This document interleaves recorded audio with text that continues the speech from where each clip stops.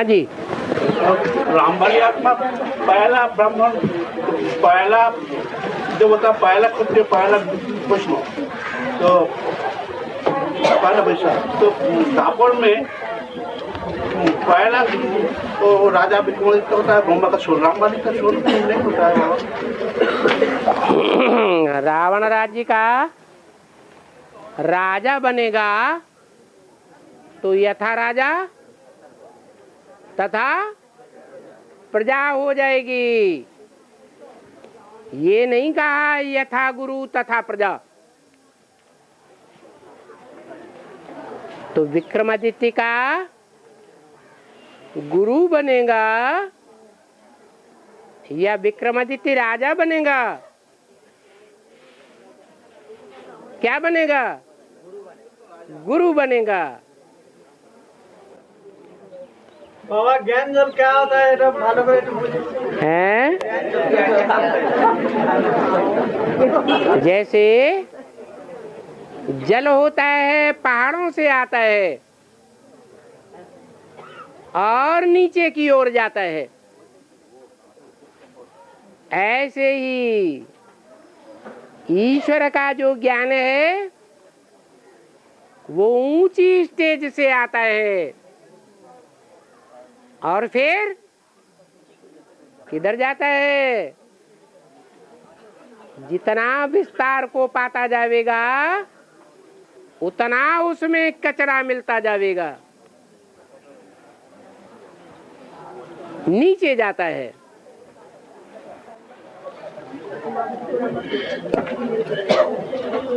बाबा हाँ। ब्रह्मा का वाणी वेद वाणी, तो वेद और सत ज्ञान है, वेद और सत ज्ञान होता है। हाँ। तो ब्रह्मा कुमार कुमारी जो ब्रह्मा का ज्ञान को तो ज्यादा महत्व देते हैं, हाँ। लेकिन वो ज्ञानी बच्चा कैसे हुआ? वो तो ज्ञानी बच्चा नहीं है, तो ये क्या है बाबा? कहने का मतलब क्या? ज्ञान का मतलब है जानकारी।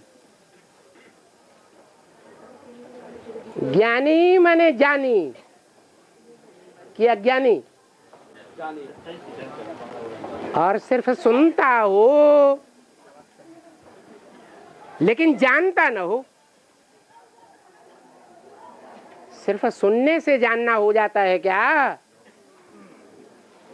कि सुनने के बाद समझना भी होता है? हाँ, समझना भी होता है। तो समझते हैं बाबा। द्वापर में भी ऐसे ही हुआ। धीरज धर मनुआ। बस बस बस बस। द्वापर के आदि में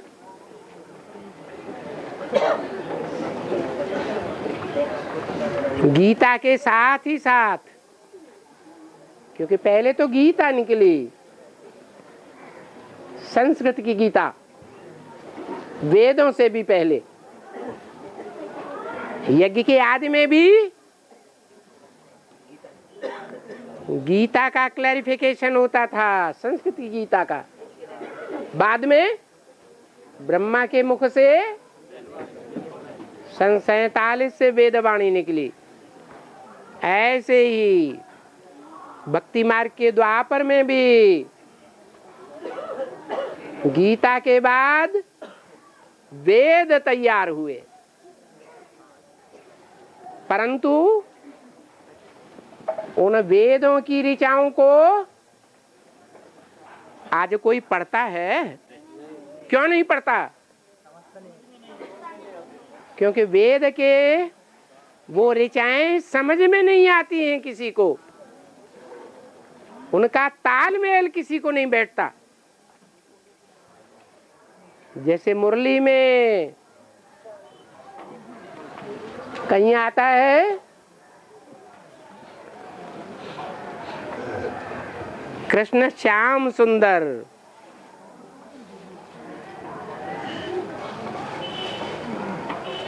फिर कहते हैं सतयुग में कृष्ण सुंदर होगा। तो श्याम सुंदर का क्लैरिफिकेशन बीके वालों को समझ में आता है। जैसे मुरली में कहते हैं कृष्ण सूर्यवंशी, राधा चंद्रवंशी। फिर मुरली में कहते हैं सतयुग में एक ही वंश होगा, एक ही कुल होगा, एक ही भाषा होगी, एक ही राज्य होगा। तो ब्रह्मा कुमारियां क्या समझती हैं कि बाबा कहीं खेत की बोलता है, कहीं खलियान की बोलता है। उनकी समझ में बात नहीं आती है। ऐसे ही जो वेद की ऋचाएं हैं उनका तालमेल किसी की बुद्धि में नहीं बैठा। न बैठने के कारण गीता की व्याख्याएं भी अलग अलग प्रकार से कर दी। तो बुद्धि विकारी होती जाती है। गीता की टीकाएं भी विकृत हो जाती हैं। द्वापर के आदि में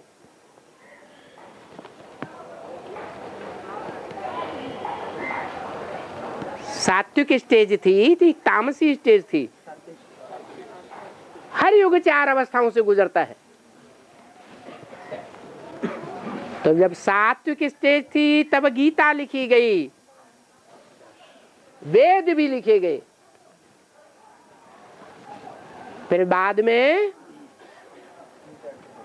विकारी धर्म पिताओं के आने से, मनुष्य गुरुओं के आने से, पावरफुल आत्माओं के आने से, उनके प्रभाव में आकर देवताएं क्या बनते गए? तामसी बनते गए। उन देवात्माओं ने व्याख्याओं को अपने अपने तरीके से विकृत कर दिया। और तुंडे तुंडे मतिर्भिन्ना, गांधी गीता, टैगोर गीता, राधा कृष्ण गीता, शंकराचार्य गीता, रामानुज गीता, अनेक प्रकार की टीकाएं हो गई। और सभी टीकाएं एक दूसरे को काट करने वाली। रामानुज की टीका कहती है आत्माएं अनेक हैं और परमपिता परमात्मा उनसे अलग एक है। शंकराचार्य की गीता कहती है आत्मा सो परमात्मा। मूल में ही कितना फर्क हो गया। ऐसे ही यहाँ ब्राह्मणों की संगम युग दुनिया में होता है।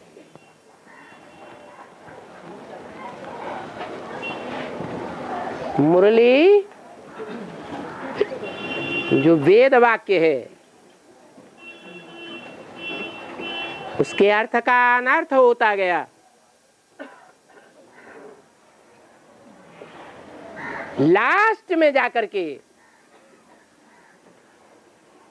कलयुग के अंत में वही वेद व्यास जिसके मुख से गीता की सच्ची व्याख्या निकली थी,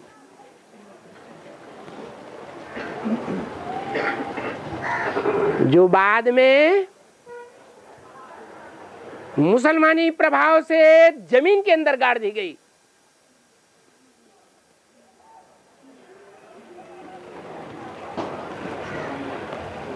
वही वेद व्यास वाली आत्मा फिर से गीता की सच्ची व्याख्या करता है। और संसार ये जानता है, दुनिया के सभी धर्म वाले ये जानते हैं कि ज्ञान के हिसाब से, आध्यात्मवाद के हिसाब से गीता दुनिया का सर्वोपरि ग्रंथ है। क्रिश्चियंस भी यही बात मानते हैं, मुसलमान भी यही बात मानते हैं, इस्लामी भी मानते हैं, बौद्ध भी मानते हैं। ज्ञान के आधार से इतना श्रेष्ठ ग्रंथ दुनिया में कोई नहीं है।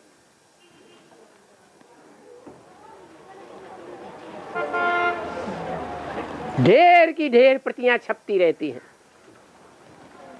सभी भाषाओं में।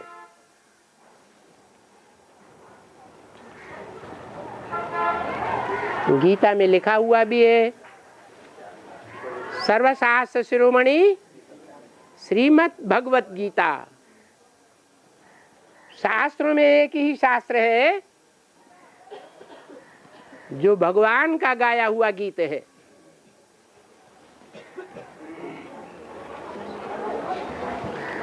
द्वापर में उनका नाम दे दिया भगवान वेद व्यास। मनुष्य था या भगवान था? है मनुष्य था। मनुष्यों के द्वारा भूल होती है या नहीं होती है? सबसे बड़ी भूल हो गई गीता में भी, और वो एक ही श्लोक है जिसमें वो भूल अभी भी नुदी हुई पड़ी है। नहीं, इस सृष्टि चक्र का ड्यूरेशन नहीं मालूम है सही किसी को। बल कहते हैं कि महाभारत युद्ध को 5000 वर्ष हुए, परंतु गलती से महाभारत द्वापर के अंत में डाल दिया। बल क्रिश्चियंस भी कहते हैं क्राइस्ट से 3000 वर्ष पहले भारत में पैराडाइज था।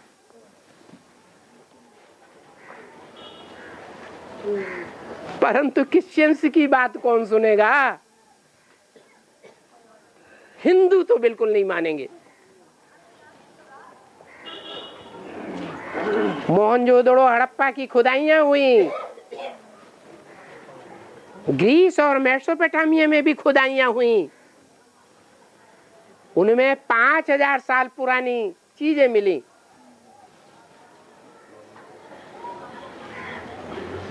परंतु उन बातों को भी कोई मानते हैं, कोई नहीं मानते हैं।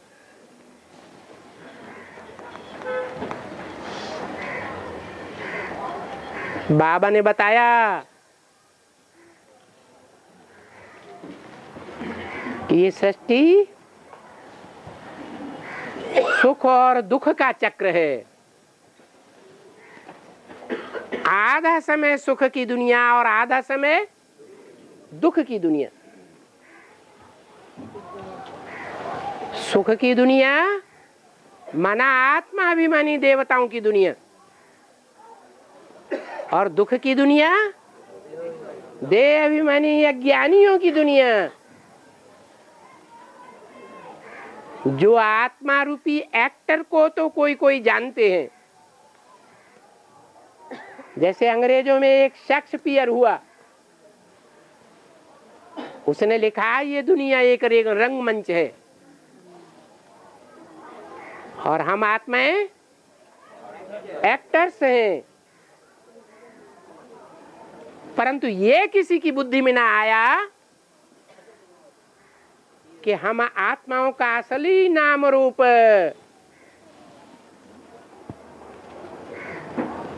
और कर्तव्य क्या है, कितने कितने जन्म लेती हैं। मुसलमान क्रिश्चियंस तो मानते हैं जन्म होता ही नहीं है एक के अलावा।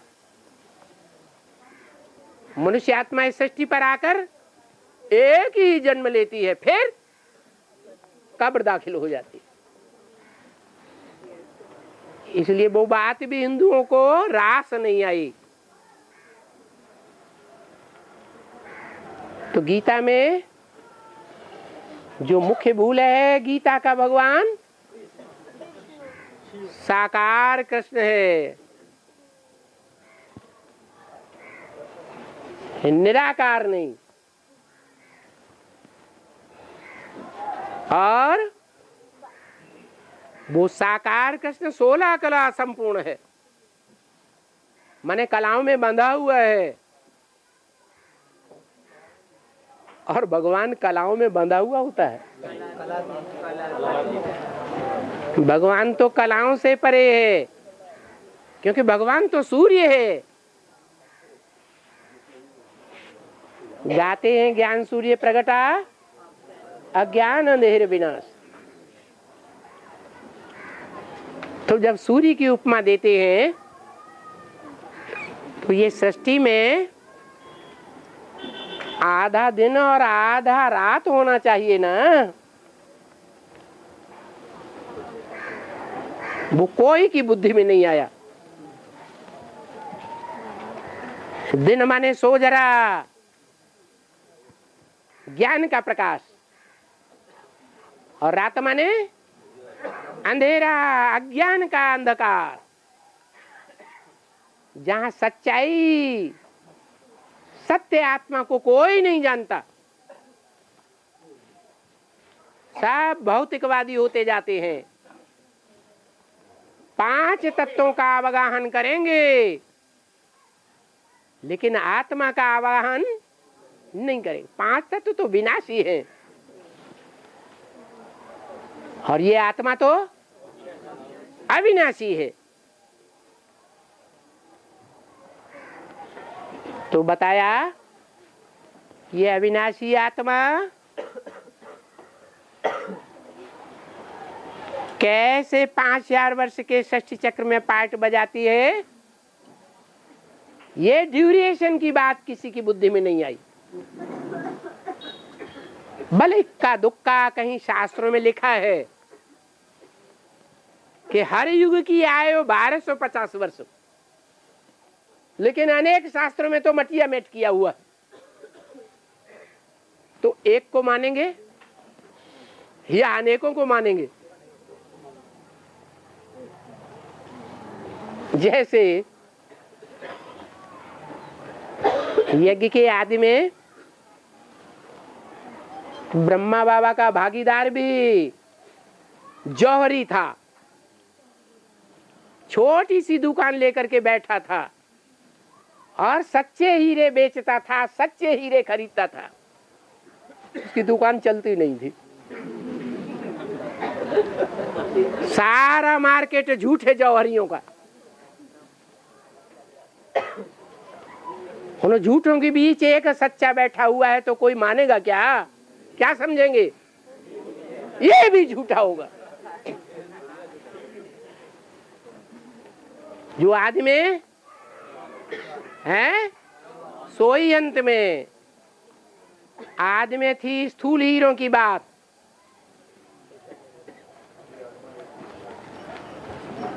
स्थूल रत्नों की बात, और अंत में ज्ञान रत्नों की बात। जो भी ज्ञान सुनाने वाले विद्वान पंडित आचार्य बाबाएं हैं, उनका बाजार लगा हुआ है दुनिया में। सब कैसे रत्न बेच रहे हैं? झूठे रत्न बेच रहे हैं। और भगवान बाप आकर सच्चे रत्न की छोटी दुकान खोल कर बैठता है। तो कोई भी बनने के लिए तैयार नहीं होता। तो गीता की बात बताई कि गीता में एक ही श्लोक ऐसा है जो षष्ठी चक्र के ड्यूरेशन को मटिया मेट कर देता है।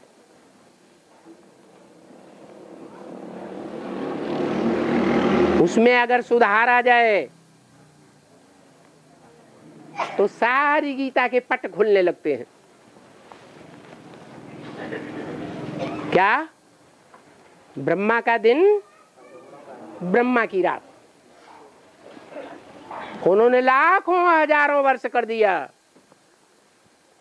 ब्रह्मा का दिन, ब्रह्मा की रात, सतयुग की आयु, त्रेता की आयु, सब गड्डम मड्डम हो गया।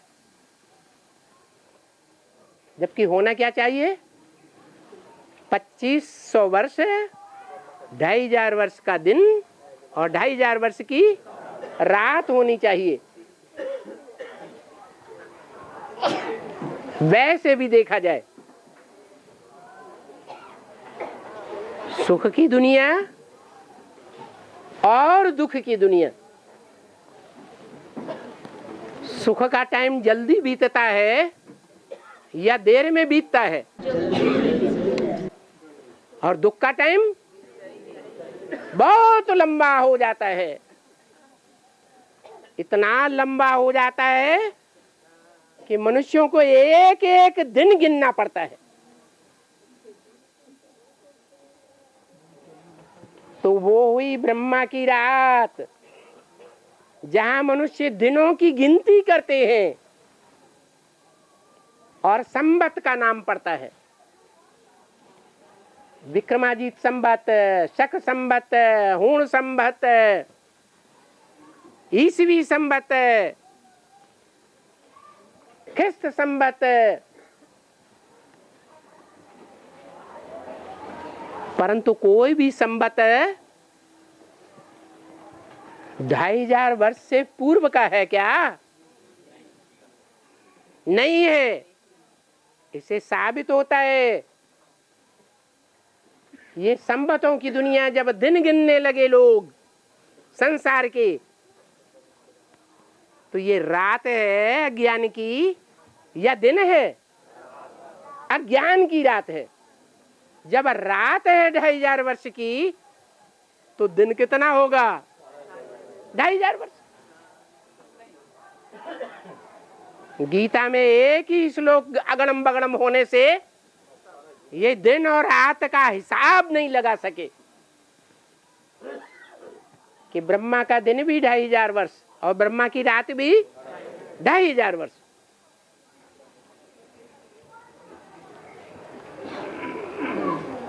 तो सारी बात उल्टी पलटी हो जाती है। अभी बाप ने आकर के आंखें खोली और बाबा हाँ, तारकासुर को कार्तिक ने क्यों मारा, गणेश ने क्यों नहीं मारा? है तारकासुर को कार्तिक ने क्यों मारा? किसने मारा? कार्तिक ने क्यों मारा, गणेश ने क्यों नहीं मारा? कार्तिक ने क्यों मारा? नाम है उसका तारकासुर। कैसा असुर? ताड़ माने क्या? ताड़ ना करना। ताड़ ना करना माने पिटाई करना। पिटाई करना हिंसा की बात है या अहिंसा की बात है? ये हिंसा करना, इसमें ताड़कासुर सांप से आगे है असुरों में। और ये ताड़कासुर को मारने के लिए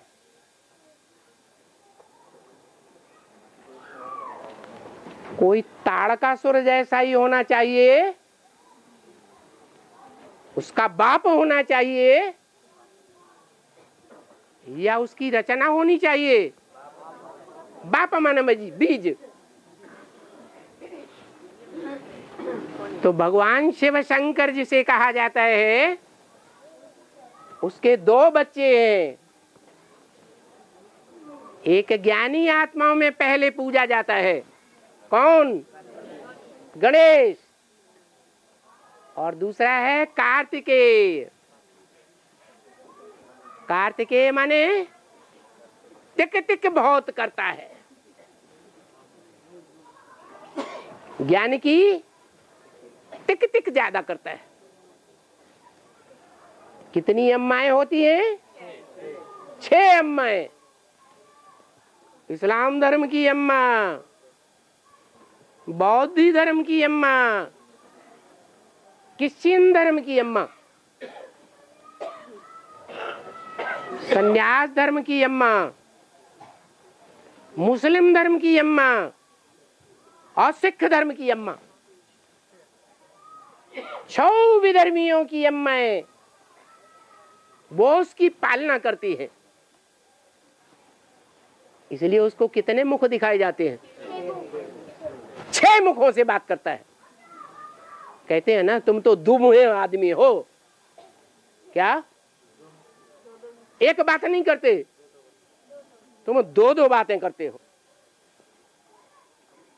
तो वो 6 धर्मों को पोषण करने वाला बाप है कौन? कार्तिकेय। इसलिए कार्तिकेय को कार्तिकेय के बाप ने दक्षिण भारत में भेजा। क्या? असुरों का हनन करने के लिए। दक्षिण भारत भारत का विदेश है, समुद्र के किनारे है या नहीं है? जो दक्षिण भारत है वो पहले नहीं था, 2500 वर्ष पहले। जैसे दुनिया के दूसरे देश 2500 वर्ष पहले नहीं थे, समुद्र के गर्त में समाये हुए थे, ऐसे दक्षिण भारत भी समुद्र के गर्त में समाया हुआ था। तो दक्षिण भारत के लोग कार्तिकेय को विशेष मान्यता देते हैं, सुब्रमण्यम स्वामी के रूप में। क्यों? क्योंकि दक्षिण भारत के लोगों की सुरक्षा किसने की? कार्तिकेय ने की। किससे लड़कर? है? असुरों से लड़कर, राक्षसों से लड़कर। इसलिए कार्तिकेय को सेनापति बनाया गया असुरों से युद्ध करने के लिए। भगवान बाप का बच्चा है, तो उससे असुर जीतेंगे क्या? है? अरे भगवान बाप तो सारी दुनिया का मालिक है, देवताओं की दुनिया का भी मालिक है, तो असुरों की दुनिया का भी मालिक है। इसलिए मुरली में बोला,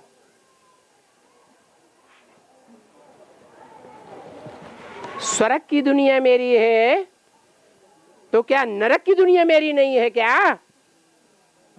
किसकी है? बाप की ही है। दुख की दुनिया और सुख की दुनिया दोनों का बीज बाप एक है। उस बाप के 2 बच्चे हैं, एक ज्ञानी और दूसरा सन्यासी। गणेश सन्यासी था या गृहस्थी था? गृहस्थी था, माँ बाप को फॉलो करने वाला। और कार्तिकेय सन्यासियों का बाप। तो बाप ही तो बच्चों को कंट्रोल करेगा। तारकासुर को कौन मारेगा? है? बाप ही मारेगा। तो वो कार्तिकेय 6 कृतिकाओं का पुत्र है।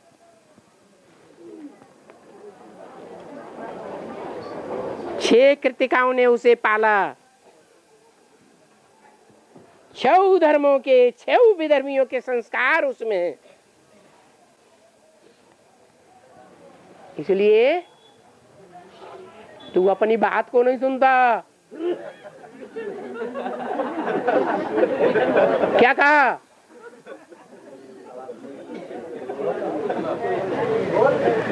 तारकासुर को मारने वाला कार्तिकेय ही क्यों हुआ? पता चला? और 4th वर्ल्ड वार 1936 में अंत में होगा, ऐसा तो बताया गया है। 4th वर्ल्ड वार जो लास्ट में होगा, जिसमें एटॉमिक विस्फोट होगा। हाँ जी, हाँ जी, हाँ जी। तो बाबा 3rd वर्ल्ड वार के बारे में थोड़ा कुछ पता नहीं चला। महाभारत गृह युद्ध कब होगा? कौन सा देश है जहाँ, अरे पूरी बात तो सुन लो, दुनिया में ऐसा एक ही देश है जहाँ छोटे से देश में अनेक भाषाएं हैं और उन अनेक भाषाओं को लेकर के आपस में खूब मुड़ फुटौल है। उत्तर भारत के लोग हिंदी ही हिंदी चिल्लाते हैं, और दक्षिण भारत में तमिलनाडु हिंदी का बाइकाट कर दिया। प्राइमरी स्कूल में भी हिंदी नहीं। इतना विरोधाभास। जितने भी स्टेट हैं दूसरी दूसरी भाषाओं के, वो अपनी भाषा को, प्रादेशिक भाषा को आगे रखते हैं, और हिंदी भाषा जो राष्ट्रीय भाषा है उसको पीछे कर देते हैं। तो झगड़ा है या नहीं है? बड़ा झगड़ा है या छोटा झगड़ा? ऐसा कोई देश और दूसरा है दुनिया में जहां भाषाओं को लेकर के इतना झगड़ा हो?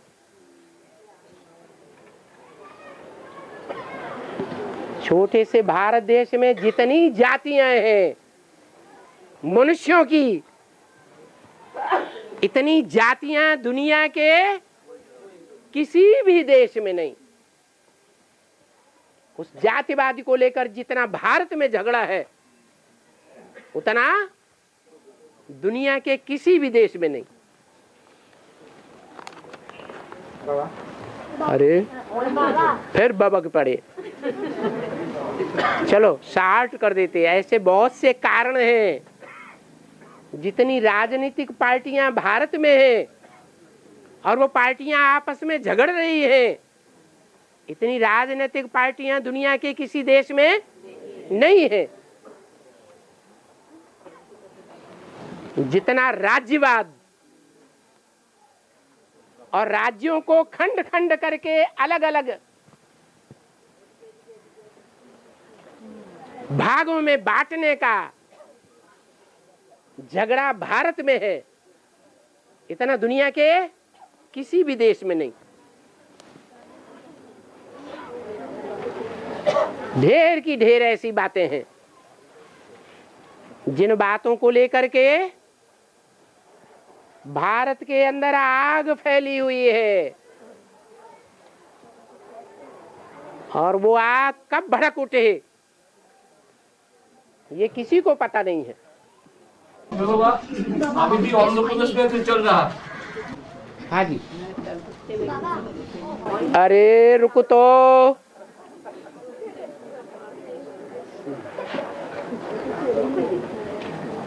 प्रश्न क्या था? थर्ड वर्ल्ड वार कब होगी? तो भारत के अंदर जो आग भड़क रही है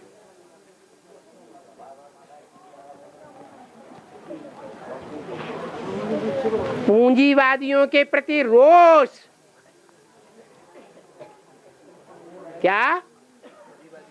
पूंजीवादी माने धृतराष्ट्र।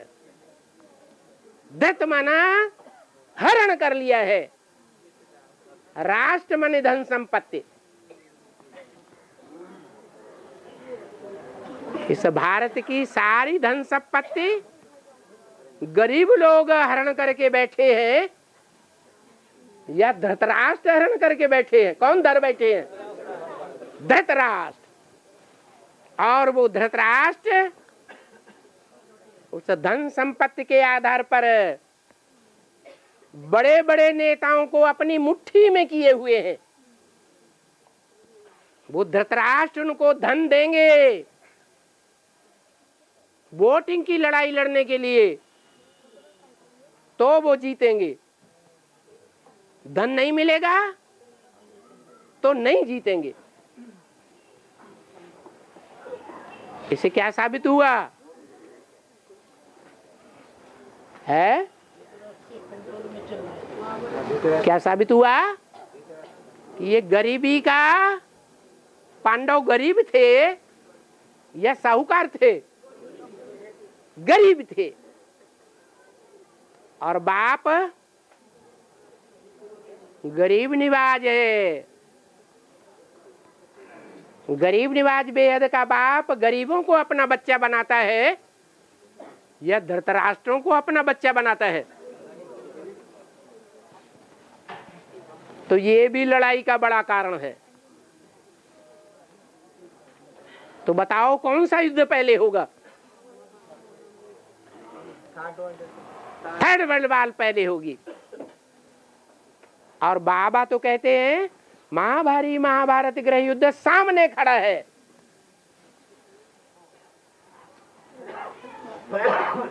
इसलिए बोला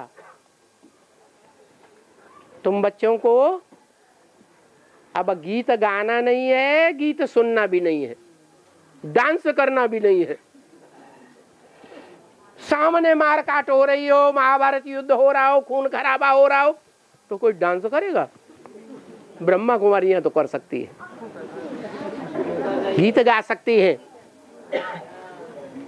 गीत सुन भी सकती है, लेकिन तुम बच्चे सुनेंगे, डांस देखेंगे? ये टाइम है भी नहीं है, विनाश सामने खड़ा है। तो तृतीय विश्व युद्ध पहले होता है, जो झाड़ के चित्र में दाईं ओर दिखाया है। और बाबा मैं नहीं सुनता तेरी बात, प्रश्न कर देता है और फिर इधर उधर बातें करना शुरू कर देता है। हाँ बोलो। कली का अंत में जो दिखाया जो भगवान कल क्या बतलेगा, जो 2017-18 में कल क्या बतलेगा, नहीं बाबा ने मुरली में बताया 2018 में बाप का प्रकट हो जाएगा। तो 18 से पहले होगा तो ये ब्राह्मण परिवार में होगा ना बाहर का पूरा दुनिया के सामने? जैसे अखबार में न्यूज़पेपर में पूरा दुनिया देखेगा कल क्या होता है, जैसे हिंदू में शास्त्र में लिखा हुआ है। शास्त्रों में कल की अवतार को कौन से नंबर का अवतार बताया है? लास्ट।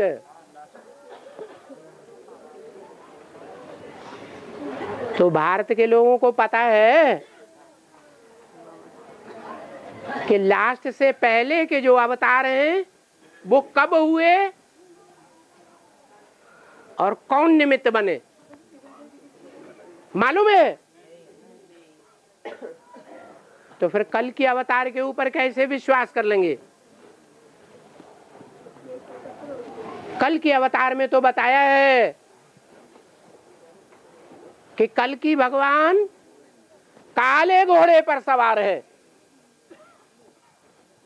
उनकी बुद्धि में क्या है? कोई काला घोड़े पर सवार होकर के तलवार हाथ में लेकर आएगा।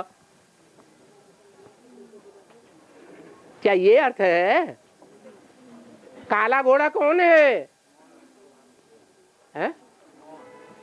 अरे शास्त्रों में तो बता दिया, इंद्रियाणे हयान्याहु, इंद्रियों को है माने घोड़ा समझ। इंद्रियां क्या है? घोड़ा। कितनी इंद्रियां है? 10 इंद्रियां। 11वीं इंद्रिय नहीं है, वो तो मुख्य इंद्रिय है। तो काला घोड़ा कौन है? मन रूपी ब्रह्मा।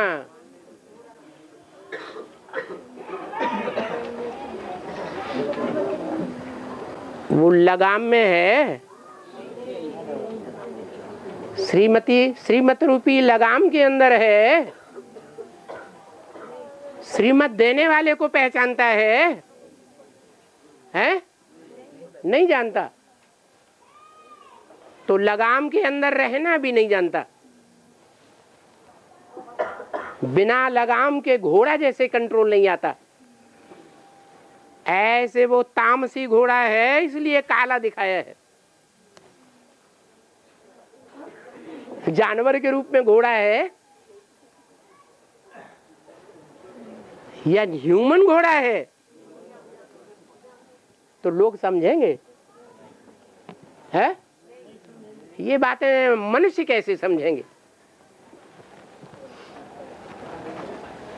कवियों की भाषा तो कवियों के द्वारा ही समझाई जा सकती है। दुनिया का बड़े से बड़ा कवि है, गीता का गीत गाने वाला भगवान। वो आकर के सब शास्त्रों का सार बता देता है।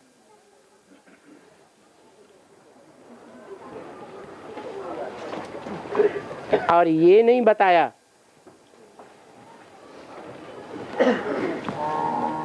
कि वर्ष निश्चित कर दिया सन 18, आगे पीछे भी हो सकता है या नहीं हो सकता है? ज्ञान मार्ग में तिथि तारीखें निश्चित की जाती हैं क्या? नहीं की जाती। उससे पहले भी हो सकता है, उसके बाद भी हो सकता है। और संगम युग में अपना अपना पाठ बुद्धि में आएगा, तो अपना अपना पाठ बुद्धि में आने अपना अपना पार्ट निशानी क्या होगा? बुद्धि में आने का निशानी क्या होगा? जिसकी बुद्धि में अपना पार्ट आएगा वो अपने पार्ट को अपने मुंह से उगलेगा या नहीं उगलेगा? अपनी कर्मेंद्रियों से जो कर्म करेगा वो उसके पार्ट को टैली करेगा या नहीं करेगा? उसका चेहरा राक्षसी पार्ट का है या दिव्य देवताई पार्ट का चेहरा है, वो देखने में आएगा या नहीं आएगा? तो वाचा से भी, कर्मेंद्रियों की कर्मणा से भी, मन के वाइब्रेशन से भी और दृष्टि की दिव्यता से भी, जैसे सीरियल में देखा होगा राक्षसों की आंखें कैसी होती हैं, गोल गोल, रावण की, और देवताओं की आंखें गोल गोल दिखाई देती है, खून से भरी हुई दिखाई देती है, भयंकर दिखाई देती है, या दिव्य दृष्टि दिखाई देती है। तो प्रत्यक्षता नहीं होगी है? होगी। ये विकर्मों के विनाश होने के ऊपर आधारित है। जितने जितने 63 जन्मों के पाप कर्म हैं वो पाप कर्म धुलते जाएंगे और आत्मा की प्रत्यक्षता होती जाएगी।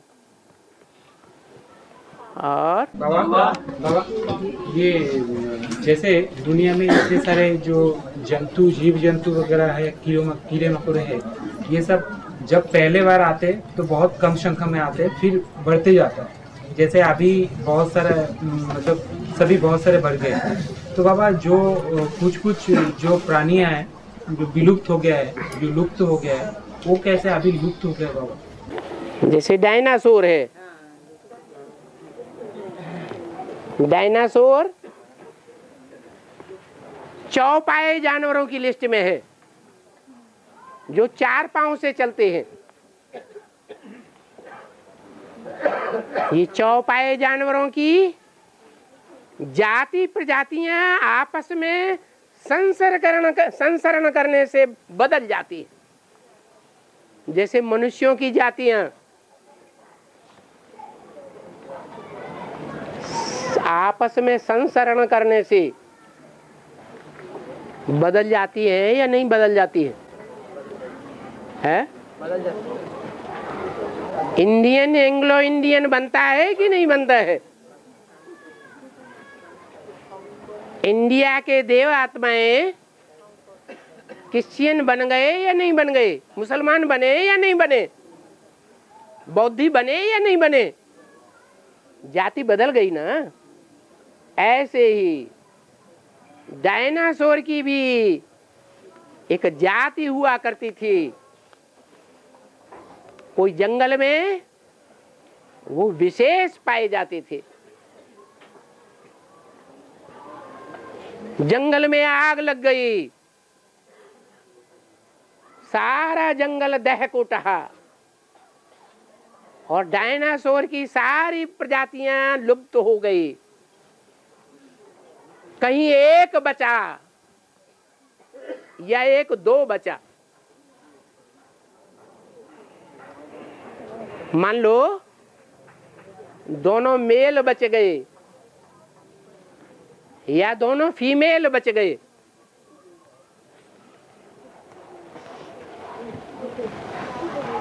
और मगरमच्छ वो रह गए, तो मगरमच्छ का मेल डायनासोर के साथ हो सकता है या नहीं हो सकता है? हैं? हो सकता है। वो भी चौपाया, वो भी चौपाया। जैसे गधे से खच्चर बन जाता, घोड़े से गधा बन जाता। कोई कुत्ते देखे होंगे, उन कुत्तों का मुख भेड़िए की तरह दिखाई पड़ता है, या तो शेर और चीते की तरह गोल दिखाई पड़ता। तो आपस में संसरण होने से वो प्रजातियां बदल जाती हैं, प्राकृतिक परिवर्तन होने से वो जातियां लोप भी हो जाती हैं। और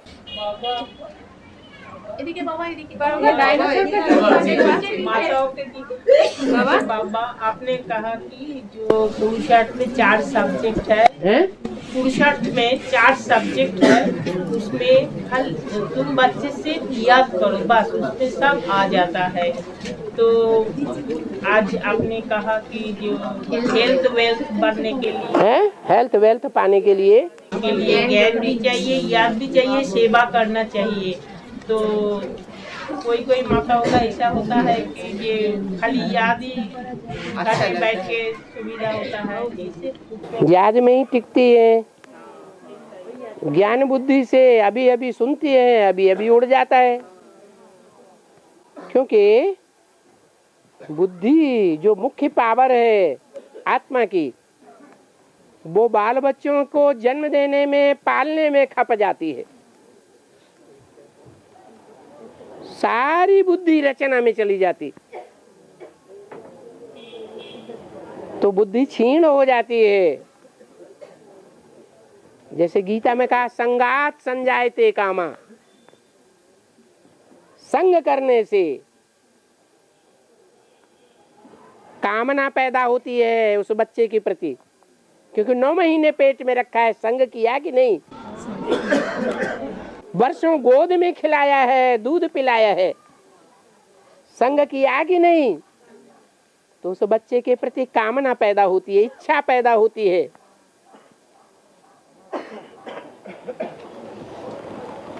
बच्चे दिन प्रतिदिन तामसी होते जा रहे हैं या माँ बाप की इच्छाओं की पूर्ति करने वाले होते हैं? तो इच्छा की पूर्ति नहीं होती, कामेषु क्रोध आता है। कामना पूरी न होने से क्रोध आता है। बार बार क्रोध आने से बुद्धि भ्रष्ट हो जाती है। तो माताओं की बुद्धि नहीं उतनी काम करती कि ज्ञान की बातों को याद कर सके, लेकिन लगाव वाली बुद्धि तो है? माता के रूप में जन्म जन्मांतर जो लगाव पैदा हुआ है वो तो संस्कार है। तो बाबा कहते हैं कि शिव बाबा तुम्हारा बड़ा बच्चा है, शिव बाबा के प्रति तुम अपना लगाव पैदा करो, और लगाव हो भी जाता है। क्योंकि शिव बाबा ऐसा बच्चा है जिसको न 9 महीने पेट में रखा है और न उसे गोद में पाला है, न उसकी टट्टी पेशाब साफ करनी पड़ी। ये भी गारंटी देता है कि विनाश के टाइम पर सब धोखा दे देंगे, कोई संबंध तुम्हारा नहीं होगा। लेकिन कौन होगा? एक बाप, दूसरा न कोई। बच्चे भले बाप को छोड़ जाते हैं, लात मार जाते हैं, लेकिन बाप फिर भी उन बच्चों को छोड़ेगा नहीं, साथ लेकर के जाएगा, साफ सुथरा करके ले जाएगा या गंदा ही ले जाएगा। तो माताओं को बच्चे के रूप में बाप की याद बहुत आती है, और याद जिसकी करेंगे वैसे ही बनेंगे या कुछ दूसरे बनेंगे। चोर डकैतों का बुद्धि से संग करेंगे तो चोरी डकैती के संस्कार आ जाएंगे। साहूकार का संग करेंगे तो साहूकारी के संस्कार आ जाएंगे। डॉक्टर के घर में बच्चा पैदा होता है, उसके अंदर डॉक्टरी के गुण ऑटोमेटिक आते रहते हैं।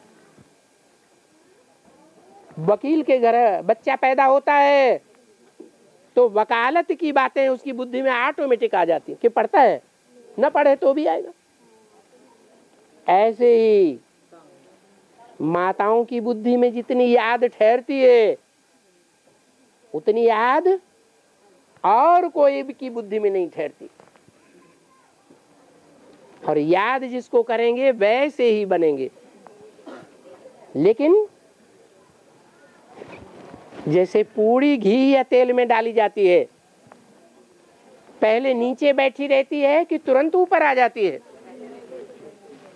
ऐसे ही जब तक याद में परिपक्वता नहीं आएगी तब तक बुद्धि में वो ज्ञान इमर्ज नहीं होगा जो बाप के अंदर ज्ञान है। जैसे ही याद में परिपक्वता आएगी और बूढ़ी माताओं के अंदर भी ज्ञान इमर्ज होने लगेगा। ज्ञान आने से वो मुख से बाहर निकलेगा या नहीं? मुख से बाहर निकलेगा। नौजवानों की बात को लोग ज्यादा विश्वास करेंगे या माताओं और बूढ़ियों की बातों का ज्यादा विश्वास करेंगे? तो माताओं की सर्विस भी होगी। अवधारणा वाली धरनी तो होती ही है माताओं की। तो चारों सब्जेक्ट ऑटोमेटिक अंत में आ जाएंगे या नहीं आ जाएंगे? तो एक योग में विजयी तो सब सब्जेक्ट में विजयी, योग में फेल सब सब्जेक्ट में फेल। योग माने प्यार, योग माने याद। जिससे प्यार होता है उसकी याद ऑटोमेटिक आती है। और है जो मरेंगे उनको शरीर नहीं मिलेगा। हैं? जो मरेंगे उनको शरीर नहीं मिलेगा। क्यों? अभी जो मर रहे हैं उनको शरीर नहीं मिलता है? हैं? विनाश के समय जो हाय हाय करके मरेंगे, हाय हाय करके मरेंगे विनाश में, तो दुखी हो के मरे या सुखी हो के मरे? दुखी हो के मरेंगे तो कलयुग की दुनिया में जन्म लेंगे। नहीं, 18 के बाद जो शरीर छोड़ेंगे उनको शरीर मिलेगा। टाइम तो निश्चित नहीं किया। सारी दुनिया महाभारत तृतीय विश्व युद्ध में मरेगी या एटमिक विश्व युद्ध में सारी दुनिया मरेगी? एटमिक विश्व युद्ध में मरेगी। जबकि बम बड़े बड़े जो बनाए हैं मनुष्यों ने वो एकाएक फट पड़ेंगे। 6-7 दिनों के अंदर सारी दुनिया का विनाश हो जाएगा। बड़े बड़े बम्बों का एक साथ विस्फोट होने से, जैसे दिवाली में बच्चे थोड़ा थोड़ा फोड़ते रहते हैं फिर लास्ट में इकट्ठा फोड़ देते हैं, ऐसे ही होगा। तो जब इकट्ठे बम विस्फोट होंगे तो पृथ्वी का बैलेंस बिगड़ेगा या नहीं बिगड़ेगा? बैलेंस बिगड़ जाएगा और बड़े बड़े भूकंप आवेंगे। समंदर का पानी खौल पड़ेगा, बॉइल्ड वाटर होने लगेगा और ढेर सारी भाप आसमान में उड़ जाएगी सारी दुनिया में। उधर उत्तरी ध्रुव और दक्षिणी ध्रुव, नॉर्थ पोल और साउथ पोल के मीलों ऊंचे बर्फ के पहाड़ सारे फट पड़ के समुद्र में आ जाएंगे, तो समुद्र का स्तर ऊपर आ जाएगा। ये अमेरिका, अफ्रीका, यूरोप, ऑस्ट्रेलिया जो पहले थे ही नहीं, आज भी क्या होने वाले हैं? सब समुद्र के गर्त में समा जाएंगे। तो उस समय जब भूकंप आएंगे तो दुनिया में जो ऊंची ऊंची अट्टालिकाएं खड़ी कर रखी हैं धृतराष्ट्रों ने, उन अट्टालिकाओं का क्या हाल होगा? ताश के पत्तों की तरह टूट टूट के गिरेंगी, उड़ने लगेंगी।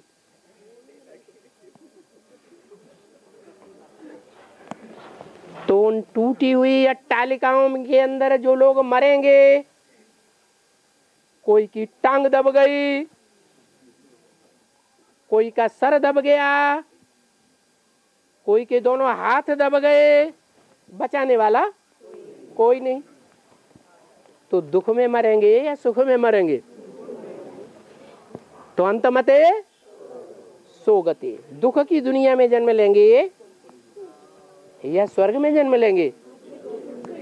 दुख की दुनिया में जन्म लेंगे।